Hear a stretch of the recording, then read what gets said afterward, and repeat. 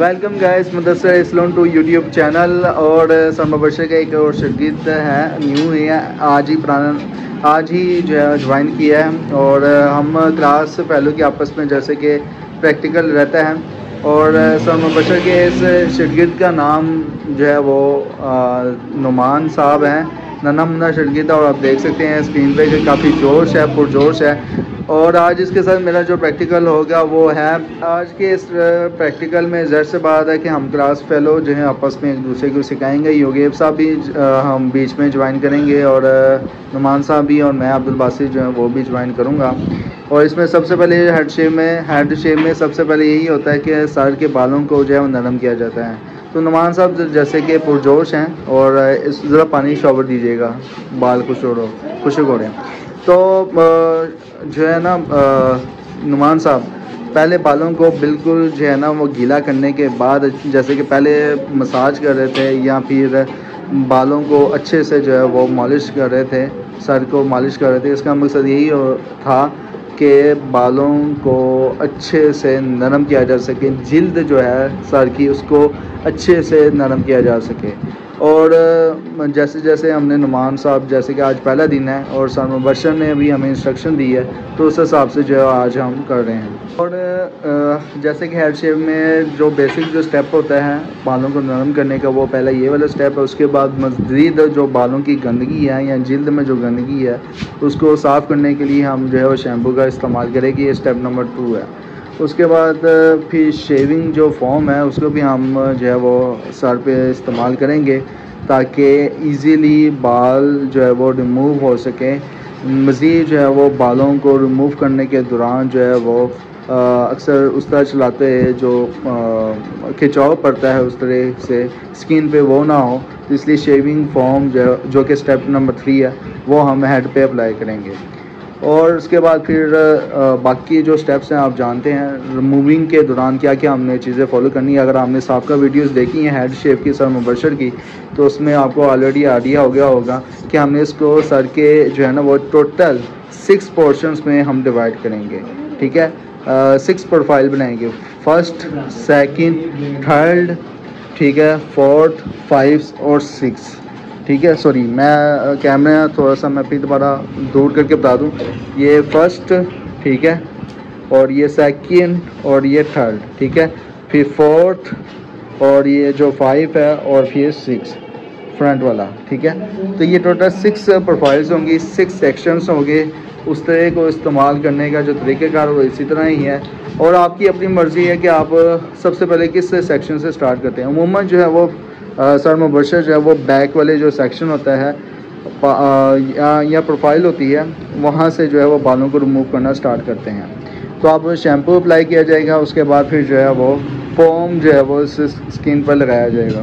तो जो है वो हमने ऑलरेडी इस्तेमाल कर लिया है। और शैम्पू इस्तेमाल करने का मकसद यही था ताकि जो चेहरे सर के ऊपर जो गंदगी है या बाल वगैरह हैं वो उनको अच्छे से जो है ना साफ़ किया जा सके, और साफ़ रखा जा सके, और सर के बालों को नरम भी किया जा सके।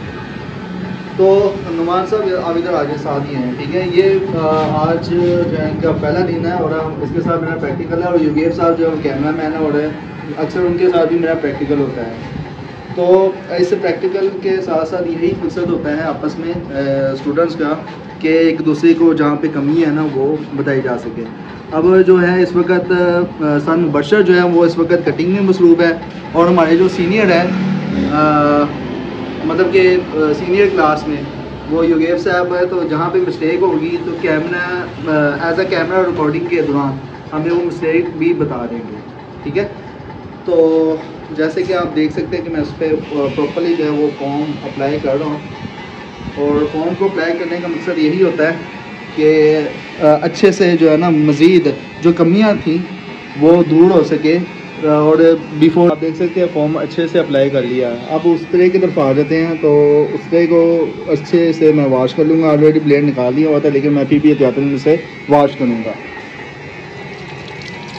और वॉश करने के बाद जो ब्लेड है वो अब उसका रखने का जो तरीके कर रहा है सर मुबशर ने हमें सिखाया था, वो उसी तरह मैं अब फॉलो करूँगा। और व्यूअर्स आपको भी पता है, आप एज अ सलून मास्टर आपको पता है कि ये तो बहुत सिंपल तरीका है, आपको आता हैगा। लेकिन आपको बताने का मकसद यही होता है ताकि ना आपका जो है ना एक किस्म का रिव्यू हो सके।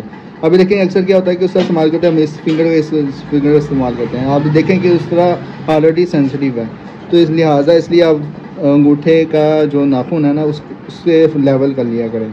अब ये लेवल में है, ठीक है। अब ग्रिप कैसे करनी है उस तरह की, ठीक है। सबसे पहले तो जो है मैं हाथ को अच्छे से टॉवल से साफ़ कर लूँगा, क्योंकि अब मैंने ग्रिप रखनी है तो उस तरह मेरे हाथ से स्लिप ना हो। उससे को ओपन किया, छोटी फिंगर जो है वो बैग में आ जाएगी और इस तरह से, ठीक है, उससे को मैं इस तरह से अप्लाई करूँगा। और यूँ जो है वो अब हेड के लिए, मतलब कि हमने 6 जो पार्ट्स में डिवाइड किया था हेड के पोर्शंस, उस पर बड़ी बड़ी जो है सब पे अप्लाई करूँगा। फर्स्ट सबसे पहले जो है वो मैं स्किन पे, ठीक है, आप भी देख सकते हैं, ठीक है। अब जैसे कि ज़ाहिर सी बात है कि मैं बिल्कुल न्यू हूँ, तो उस हिसाब से जो है वो अप्लाई कर रहा हूँ। तो आप देख सकते हैं, ठीक है, बिल्कुल जो है वो अप्लाई कर रहा हूँ। तो और साथ में जो है वो स्किन को भी मैं खींच के रख रहा हूँ ताकि जो है इस तरह इजीली चल सके।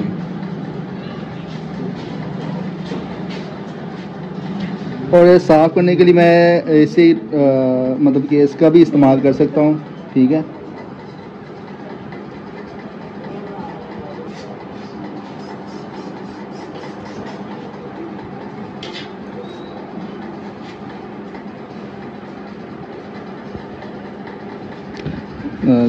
मैं साथ में जो है वो प्रैक्टिकल भी कर रहा हूँ। तो आप देख सकते हैं कि एक बिगनर्स के लिए ख़ासतौर पर उस तरह चलाना बहुत चैलेंजिंग वाला होता है।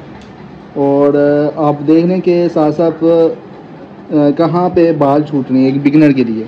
अब मैंने युगेव साहब से पूछा था, उन्होंने कहा था कि जब आपने इस तरह साफ़ करना हो तो आप इसको यहाँ पे इस तरह और इस तरह करके, ठीक है, साफ़ कर सकते हैं। लेकिन मेरे ख्याल से ना कुछ पॉइंट्स हैं जिनमें मैं अच्छे से अंडरस्टैंड नहीं कर पा रहा, क्योंकि बाल जो है आप देख सकते हैं कि उस तरह के अंदर जो है वो अड़ रहे हैं। तो व्यूवर्स, जैसे कि युगेव साहब साथ ही है मेरे, तो जहाँ पे मेरी बात होगी तो मैं युगेव साहब से कह दूँगा कि आप आगे ज़रा पोजीशन संभाल लें, क्योंकि आप तो मेरे से सीनियर हैं और आपको पता है कि किस तरह से जो है वो बाकी चीज़ों को संभालना है। और ये आप देख सकते हैं कि मैं अच्छे से कर रहा हूँ, लेकिन थोड़ी सी मुझे परेशानी क्या हुई है कि उस रेज़र के अंदर जो है वो थोड़े से बाल जो है ना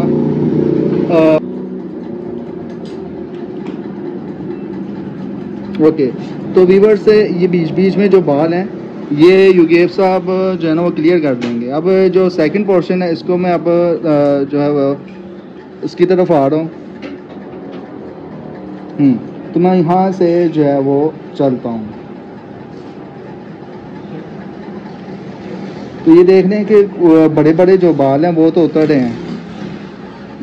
अब जहाँ पे कुछ मिस्टेक्स थी तो युगेव साहब जो है वो अब मिस्टेक्स वगैरह को हाईलाइट करते हुए अब जो है वो रेजर चला रहे हैं और आप देख सकते हैं कहाँ पे मिस्टेक्स थी। ये इसको इस तरह खींचना है, यानी कि स्किन को खींचना है अंगूठे के साथ, और ये उस तरह को छोटे छोटे पार्ट्स में ऐसे चलाना है, अंगूठा भी नीचे लेके आते जाना। ठीक।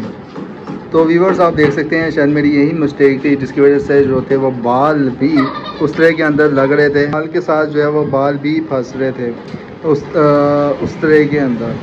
तो ये देखेंगे युगेव साहब जो है वो जब उस तरह अप्लाई कर रहे हैं तो कोई बाल जो है वो नहीं अंदर जो है वो उस तरह के जा रहा, बिल्कुल स्मूथली जो है वो उस तरह है।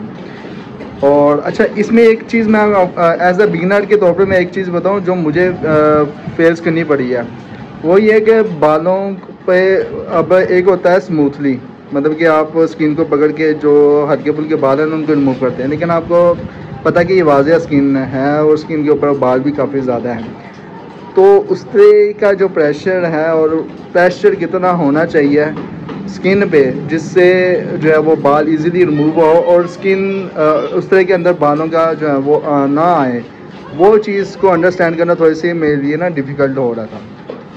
तो व्यूअर्स आप देख सकते हैं कि स्किन पे जो है ना वो बहुत स्मूथली चल रहा है रेज़र, और बाल जहाँ जहाँ पे रेज़र चल रहा है बाल भी वहाँ से रिमूव होते जा रहे हैं। और एक चीज़ है कि इसके जो लास्ट वाला पोर्शन है आई थिंक ये वाला, चलो ये मैं ट्राई करने की कोशिश करूँगा, जिससे ये होगा कि मुझे भी अब थोड़ा सा जहाँ पे पॉइंट्स हैं, जहाँ पे कमियाँ थी, उनको पिक करके ख़त्म करने का जो है ना वो तरीक़ेकार मुझे पता चल सके। बस आप देख सकते हैं, ठीक है। अभी जो है ना वो हमने जो कवर किए हैं टोटल जो है वो 4.5 जो पार्ट्स हैं वो मुकम्मल कर लिए। 4.5 जो पार्ट्स मुकम्मल हो चुके हैं हेड के, और इसमें देख सकते हैं कि अब जो फ्रंट वाला जो पार्ट्स हैं हेड के, उसको हम अब कवर करेंगे।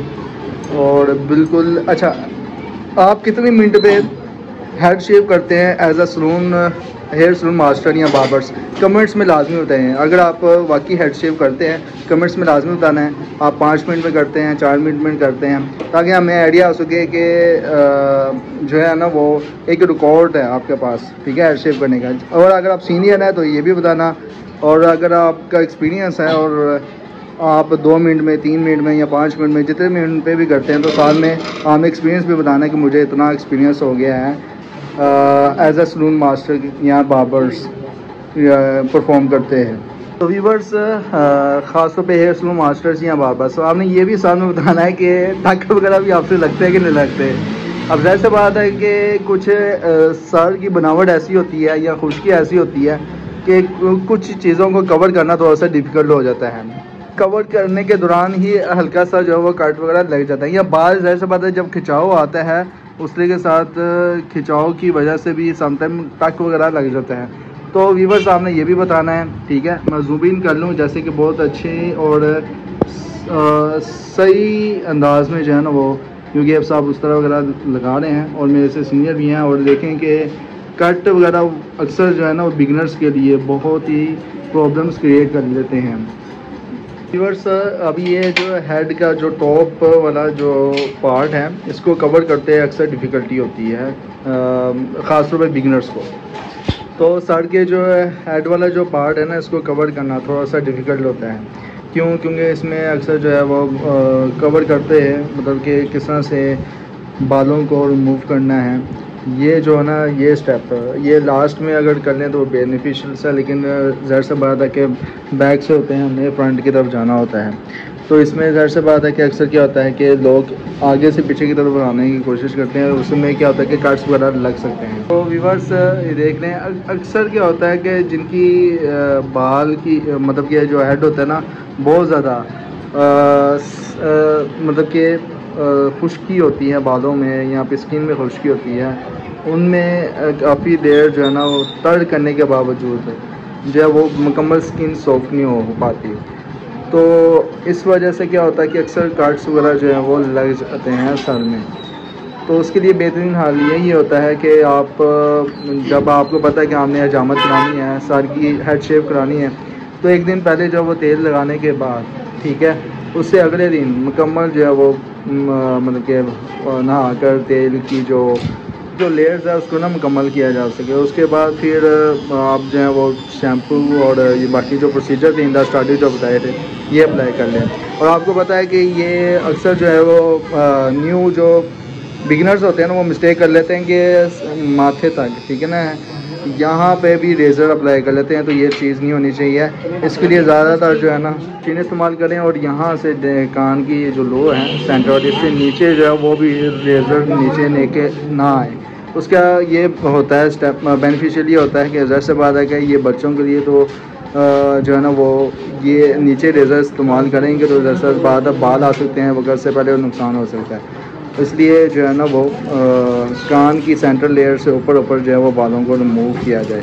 बस ये था आज हमारा आपस में क्लास पहलू का प्रैक्टिकल। सर मुबशर के जो शागिर्द आपस में प्रैक्टिकल भी करते हैं, तो आज की जो मतलब कि फॉर्मल जो थी प्रैक्टिकल की क्लास आपस में स्टूडेंट्स की कैसी लगी कमेंट्स में लाजमी बताना है। और अगर आपने मुदस्सर एस्लोन 2 यूट्यूब चैनल को सब्सक्राइब नहीं किया तो काइंडली प्लीज़ मुदस्सर एस्लोन 2 यूट्यूब चैनल को सब्सक्राइब कर दें, वीडियो को लाइक करें, दूसरे बार्बर्स या मास्टर हेयर मास्टर सलून्स के साथ शेयर करें।